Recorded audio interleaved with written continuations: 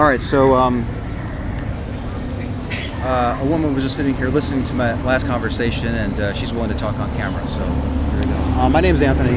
I'm Kristen. Hi, nice to meet you. You too. Are you here from San Antonio? No, I'm from Houston. You're from Houston. Okay, I was just there yesterday, actually. Oh. Yeah, I just drove back last night. It was a day trip. Ooh. So we drove there in the morning, spent the day, and then drove all the way back. Oh, yeah, that's what we're doing tonight for my friend's birthday, but I couldn't afford to go in there. So I was like, y'all go ahead. Y'all To the museum? They went into they're doing the world record. Oh. Tomb Right. Okay, all that stuff over there. Yeah. Yeah, I've never been in there yet. And I've been coming out here, this is maybe my 6th week, and I've been talking with street preachers and people that are listening to understand why they believe what they believe. Maybe you can just tell me a little bit about what you believe and what specific God or religion. I'm Christian. I didn't really grow up going to church. My dad was military, so we were constantly moving around. I've been all around the world. Yeah. I've looked at other religions, just wanting to know more about it. But I just, personally, to me, I don't care what religion you are. You could be atheist, you could be Muslim, and it doesn't bother me. Mm-hmm. And I think to be able to be true to your religion is to also respect other religions as well. Yeah. And well, I think the world would be a much better place if more people thought like you. Yeah. You know? I think that because there's such a even just within Christianity, there's so many different sects. Yeah. Divisions that it's not uncommon for the street preachers to talk about Catholicism and just diss it. Yeah. Because they have statues and that type of thing. So there's but me as an outsider, kind of looking at them and looking at believers, I'm not convinced that what you are believing in is actually true. Now, it might be. You might convince me that it's true. I'm open to that. I'm not the type of person I'm not gonna try to convert you. To me, I respect everybody's beliefs. I feel like, I've wanted to always go on missions to maybe help people, not necessarily convert them, but just to help. Yeah. I feel like here in the United States or outside? Out of the country. Yeah. And I did that I lived in Japan. I lived in Ireland. I lived in Korea. Oh wow, you've been everywhere. Yeah, and most of the places I was really young, but I also remember enough to know certain things about it, and then as I got older, I realized I should learn more about not only their culture but their religions and what they believe. And, okay. Let me ask you. You said that you've wanted to go elsewhere and help people. That those activities helping other people could be done without the umbrella of a religion. Yeah. I could go to India and donate my time and money and help people, or give money to the homeless, and I wouldn't have to do it under the banner of some religion or anything like that, or a god. Would you concur with that? I totally agree with that. I think I help people on a regular basis. It's not just from my religion, but just the way I was raised by my dad and being military. That's what he was also taught when he was growing up, just to help people regardless of your religion. Yeah. And to do whatever you feel is right. And I believe in several different things. Most Christians don't believe in the whole karma thing. I do. Mm-hmm. I feel like there was a homeless guy that I used to see. He died a while back before I went to Kansas for college. And he was an old war veteran. He was in Vietnam and had one leg, one eye, and had a few missing fingers. Yeah. And at the time, I was making good money. I was babysitting for several different people. Every time I saw him, if I didn't have cash, I'd go and get him either a big old bucket of chicken, and if I had cash, I'd give him $100. Okay, wow. Just because I know the military life, to me, I know how hard that could be, even as being a daughter of a military man. Were you doing all those kind of things because I think you said that you believe in karma, so that if you did something nice to him, you get something nice in return. Were you doing it to help him, or were you doing it because you knew you'd be getting something in return later on in a different form, or was it both? It was kind of both. Most of the time, I help you because I want to help you, regardless if I get good karma back. It's And like there are some things like when most of the time when I do the whole karma thing, it's when I'm like, especially when I'm driving, I get really bad road rage, and then I'm like, you know what? I'm gonna be nice. I'm gonna let this person over, and maybe somebody will be nice back to me. That'll be my karma. I don't expect things like people to hand things out to me. I don't expect things like that. It's just, I don't know. It's just the way I was raised to always help people. Did you hear my example about the difference between believing in something and knowledge? No, I didn't. Okay, so I gave an example where, you know, in the middle of this interview, my daughter calls me and says, you know, Anthony, you need to rush home because our dog, or dad, you know, rush home and because our dog was hit by a car. So all the while I'm driving home and I'm believing that my dog is dead or dying, and I get there and I find out that she was really just playing a joke on me, that the dog was fine. So in that example, can you tell me what the difference between belief and knowledge would be?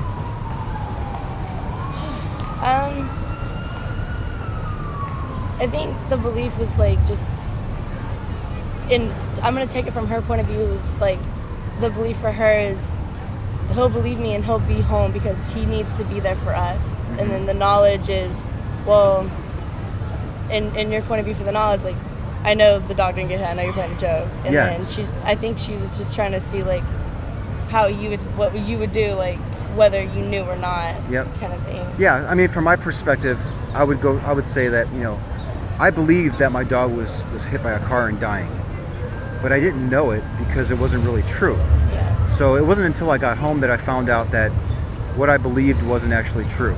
So using that hypothetical then, when we take a look at karma and your belief in karma, do you believe that karma is true and really happens, or do you know it? I can't really say I know it. It's just something that I believe.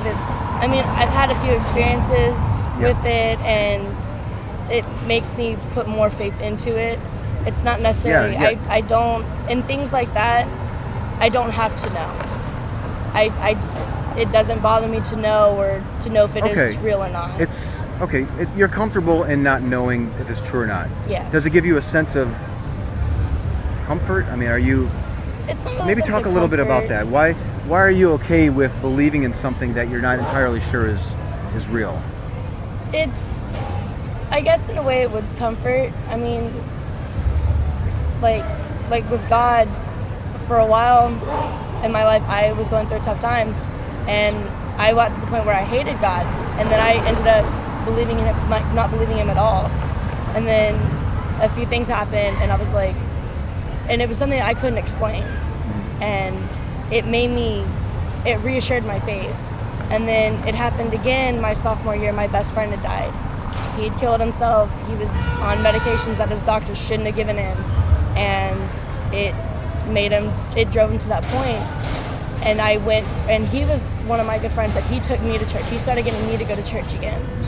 And then when I felt like God had taken him away from me, and I hated God, I got to the point where I hated God so much, I screamed it in my room, and I tell it to my parents, and I don't want to go to church. I don't believe in that anymore. And it was near the end of my sophomore year that he had died. For a while, I was taking a lot of pills, I was doing a lot of drugs, I was never sober, I was drinking a lot. And that's just my sophomore year of high school. Near the end, I realized that I thought I was hallucinating. And it turned out one of my friends who also was friends with my friend that died came into my house when I was alone and was like, "You're not hallucinating." And then she was like, "Okay, I gotta go because I have to go somewhere." And then I kind of thought about it, like, what does she mean? I never told anybody about my hallucinations because I was seeing him. I was seeing my friend. The friend that passed away? And it turned out that I'm able to see things that other people can't. And some people can and some people can't. And does this happen on a regular basis it still? Does. Really? It does. It took me a while after I realized that I was able to do it, that I can like block it and not see things, but I'll still get the feeling that somebody's there. Like the atmosphere around me changes. It's like a static in the air. Yeah. And I mean, my high school, I'd seen, it was on top of not a big battle, I don't know what war, but I would see the mangled bodies of soldiers just walking around my school halls, and I'm like, that's creepy. But it made me realize, and then I started I wouldn't necessarily say practicing it, because there was nothing really to practice, but I started trying to get myself to be able to talk to my friend, and he was the one that told me God is real. And that's one of the main reasons why I do believe, is because it's coming from somebody that is gone. And that was important to you. And it was very important. And it made me, the next day after I found that, after I realized everything, I stopped doing everything I was doing. I was clean, and I mean, of course, I still go out and drink every so often. I'm a party person, or more of a kickback, but I mean, it was something to me that it made me believe, and there are people that I tell that I trust, and they're like, okay, you're totally kidding, like that's not real. But I'm gonna be like, well, you can, if that's what you think, that's what you think. I'm not gonna try to like you're convert, not you're not okay, you it's no skin off your back if somebody believes that or not. Yeah, I mean, it's something that's personal that happened to me, and it saved my life several times, because there are times where I have fallen off the wagon, and I was depressed, I didn't want to be alive, and it would come back to me like, I shouldn't be doing this. So thank you so much for sharing that. I could tell it's a very personal thing, and I'm actually trying not to cry right now. I can't imagine, what it must be like to lose somebody, especially at that age, that's close to you. And like the reason why I've fallen off the wagon is because I've lost several other family members within that time period. Okay. And some of them were very close to me, and it hurt. Yeah. And I wasn't able to get them back. Yeah. So you've had a lot of loss in your life. And it's crushing me that I have to wrap this up pretty soon. Oh, that's fine. But if let's just say that hypothetically, you were born in Iran, where they're Muslims, and everything was the same. Your father was a Navy man, and you're doing all these things, and you had this friend that ended up dying. Do you think that you would still have found your way to the Christian God, or do you think that you'd be leaning more towards Allah? If everything else was the same and you were just born... If the way I was raised, it would be Allah. But the way I see it with every religion, and including Greek gods, I don't think of it all as different people. I put it all as one. And just the Christian, I call him God. Yep. And I call him my Lord. And that's just, I just believe that every God is one God. But the way it is around the world, it's different for everybody, and how they explain it, and the things that they do, and the way they do things, and how they express it. It's like, would you say it's based on their interpretation? Yeah, based on their interpretation. Okay. So let's say, we actually brought some scientists that, study people that, believe that they can see things, and talk to people that are maybe passed away, or have some very strong opinions on karma. And let's say, scientists have studied this for 10 years. And the leading scientist in this, she comes forward and says, we know conclusively that these things aren't real, and I can demonstrate this to anybody. Would you be willing to sit down with that scientist and observe that? Yeah. That data? You would be. I mean, like I said, I'm open to everything, and cool. I mean, it's not going to change the way I believe, but I will sit down with you and I will listen to what you have to say. What do you mean by that? Because if the scientists were able to show that what you were believing in was true, I do know that you said that you would sit down and listen to it. But are you saying that you wouldn't change your mind? I wouldn't. It's just, it could be something that's all in my head, and I've talked to other people that can kind of do what I do, but if it's all in my head, then it's all in my head, but I'm still going to believe it, because it's something that has drastically changed my life for the better. I see. Even though it might not be real? Even if it might not be real. Because, like I said, I'm open to what everybody has to say, but in the end, I'm still going to stay true to who I am and what I believe. Do you care if what you believe, let me just repeat that because of the horn. Do you care if what you believe is true or not? Honestly, no. If it's true, then that's amazing. That's awesome. If it's not, that's totally fine. I'm still going to put my faith into it. Are you okay? So, but you do say that you're open to other things. So, if a Muslim were to come up and maybe overhear us and start talking, it does sound like you would be willing to consider what that Muslim was saying because you're open to other things. Oh yeah. So in that respect, that's good, because I think you're open to new evidence, just as I'm open to being convinced that maybe what you're telling me is real. If I could see evidence of that, you might convince me to really truly believe as much as you say that you believe. So I am encouraged that you did say that you're open to listening to things, but you did say that you wouldn't be willing to change your mind even though you would be presented with something different. I'm open to more of like just hearing out and understanding what they say. It's just the only reason why I wouldn't change is because it's just what's in my heart. This event in your life was so profound. I don't want to put words in your mouth. But oh no, that's fine. Are you saying that this event that happened and the changes that you experienced were so profound that you're not even willing to consider that they might be misleading you in some way? And I'm not gonna lie, I have every so often, and sometimes still do think that. And think that it is misleading. That it traumatized me so much that I projected it to myself to where I think I see things like that. Yeah. And it's stopped me in my tracks and made me think about it. But in the end, it's something that is also just so true in my heart that I feel like it is real. How often do you say that you're presented with that feeling that maybe this isn't real and I'm just projecting all this stuff?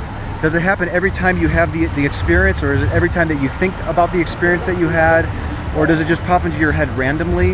How often are you contemplating that possibility? It differs. I mean, sometimes I'll be randomly thinking about it and just be like, well, am I really seeing these things, or am I just kind of like projecting it on myself? Yeah.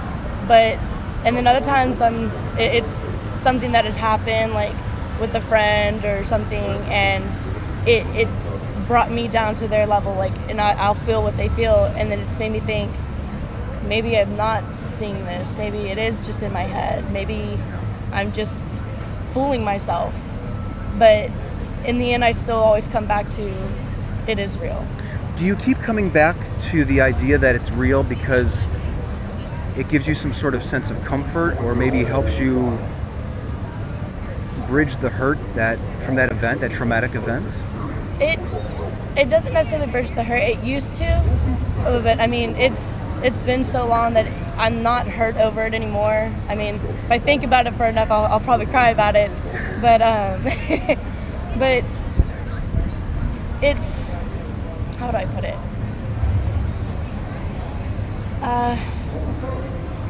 I don't really know how to put it. Yeah. You can take some time to think about it. It's just like,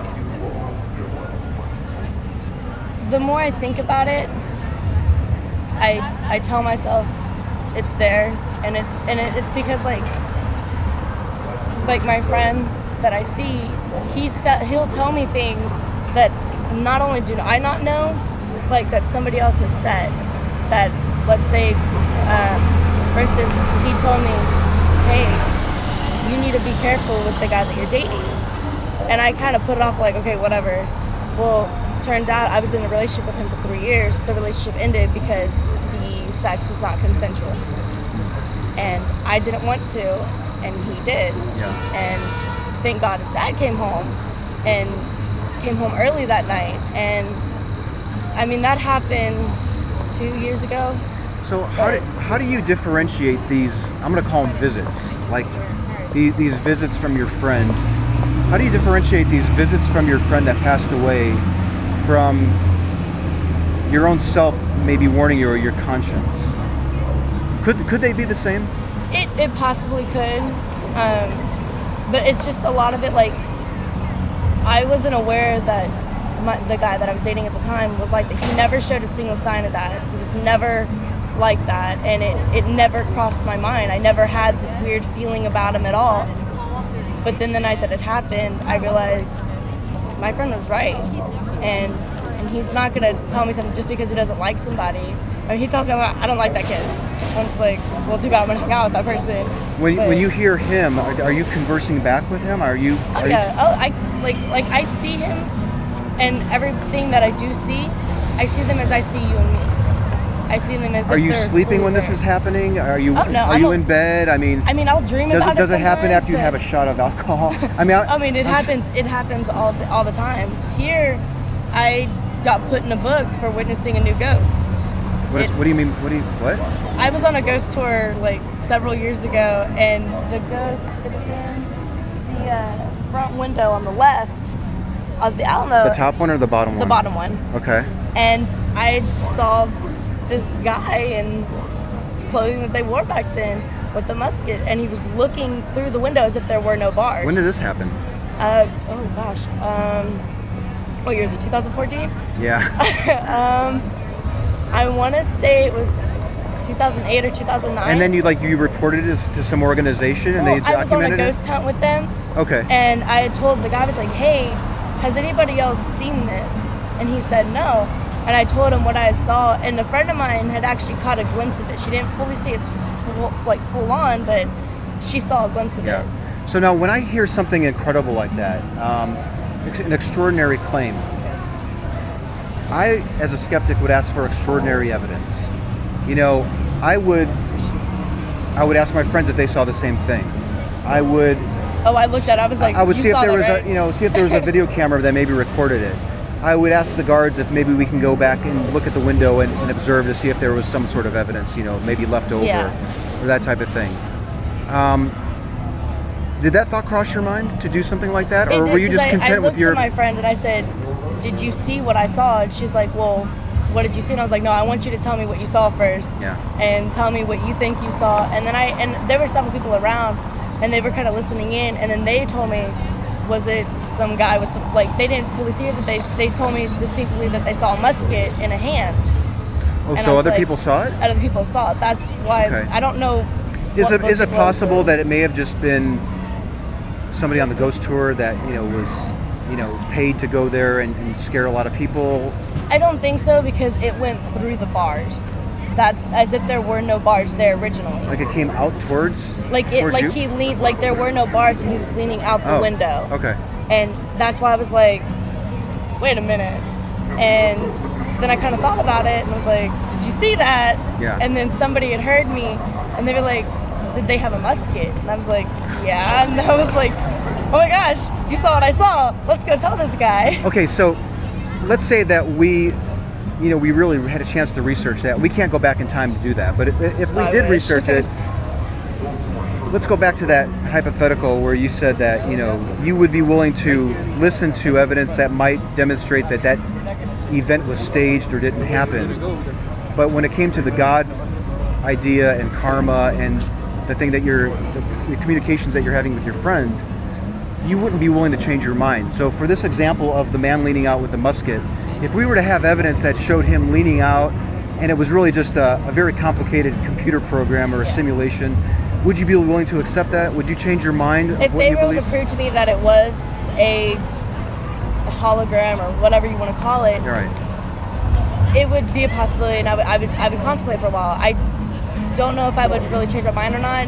I would. But if we can demonstrate to you that it really was just a trick, if you can full on prove to me that it was a trick, then I'll be like, okay, y'all fooled me. That was cool. So why would you be willing to accept that evidence, but in the same situation where we could illustrate to you that what you're believing in is true, with as just much confidence that we would be able to show you that the man leaning out with the musket was not real? I mean, you would be willing to listen to it, but you wouldn't change your mind. I guess it just depends on the situation, depending on what exactly they're trying to prove to me. I mean, I can't have them prove to me everything that I've seen, because that's probably nearly impossible. I mean, they could probably do some of it, and with all due respect, it doesn't seem like you're answering my question. Yeah, I know. Do you want me to rephrase it? Yeah, okay. Rephrase it. You said that if we can demonstrate to you that the man leaning out of the window of the Alamo with a musket was really just a very complicated computer program meant to trick people that go on these tours, and you would actually be able to see how they programmed it, and now we can change it so that he's leaning out with a bow and arrow, and we can change it.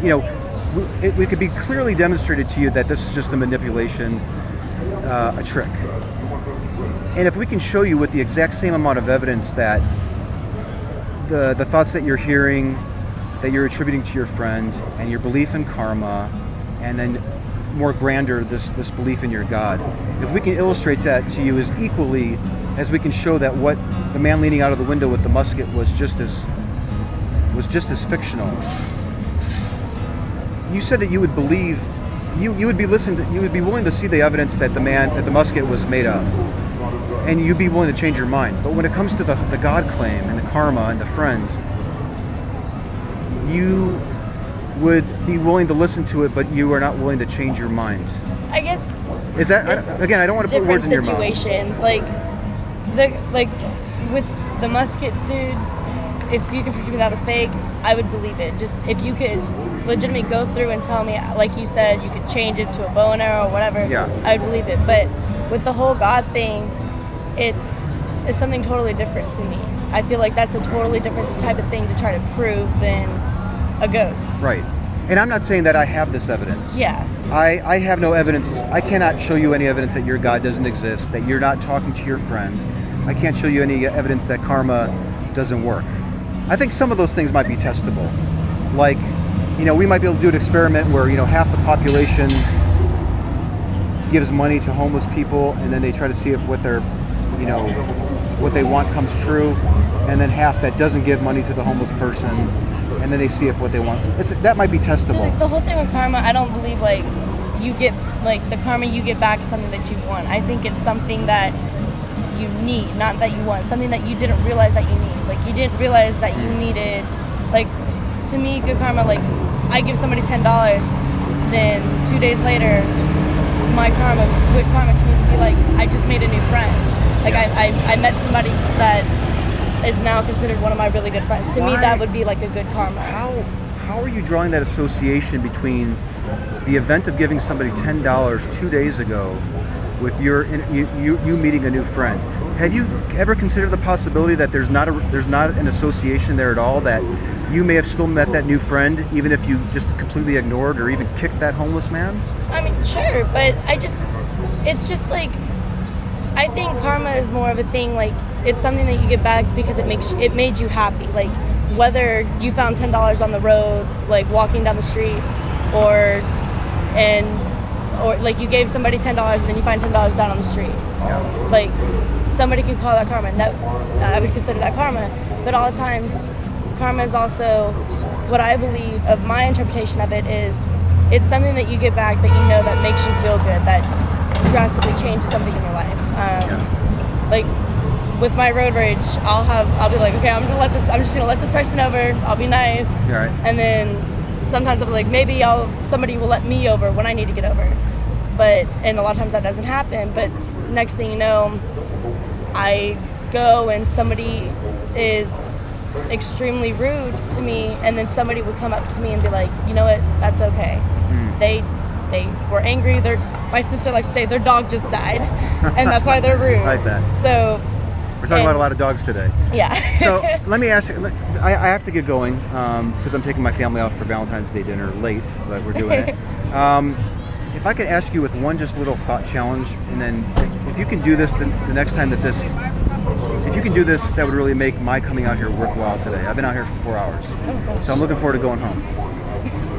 The next time you find an opportunity where you're doing something good and you're expecting something good to happen in return to you, and let's say that something good does happen. You give the homeless man $10, and then 3 days later something good happens to you, and it pops in your mind, this is because I gave that guy money 3 days ago. If you would just ask yourself, is there really an association with that event, or is it just my mind connecting the two? If you can do that and really maybe think about it like for 5 or 10 minutes, that would be worth my time coming out here today. Definitely. All right, awesome. Do you have if that ever happens, if you have like an email address or something, I would email you and be I'll give you my email address when we're done here. And if it's okay with you, I'd like to be able to put this on YouTube so other people can see it. Ahead. All right, cool. I really appreciate your time, and I'll give you 1 minute just to close it up. Is there anything you want to say, or you got the last word here? Thank you for listening. I don't really know what to say. Thank you for listening to our conversation and taking the time to actually listen to it and think about what's been said. Okay, and I know that I said let you have the last word, but I will be thinking about what you said, and I will find myself probably listening to this video a couple times. But again, if you can think about the challenge that I presented to you, it might even happen on the way home today. You'll do something good. you know, later that day something good will happen, and you might find yourself being able to act out or to think about that challenge that I just gave you. That would be just awesome. And I'll give you my email so we can keep in touch too. Yes. All right, cool. I would love that. Okay, that was really a great, productive day. I was out there for 4 hours and ended up spending some good time with a Christian couple, although that interview was interrupted by a street preacher that's not too fond of what I'm doing. Had a great conversation with several men that were from Saudi Arabia. They're Muslims. And then I ended the day with an excellent discussion with a woman who believes in karma and that she can communicate with her dead friend. All in all, it was an excellent day. Next weekend, I'm going to be at a different location. It'll still be in downtown San Antonio, but it will be in front of St. Mary's Church. I'm told that there are several street preachers that meet there and pastors from the church. So I'm really looking forward to striking up some new conversations there. I do want to thank you for your suggestions that you're putting on these videos. I do read each and every one of them, and I try to incorporate your suggestions in my discussions as best I can if I happen to remember it. But I do try to read your notes several times, and I want to get better at this project. So if you haven't already, please subscribe to me on YouTube, and I'm also on Twitter, so please follow me at Magna Bosco. Thanks a lot.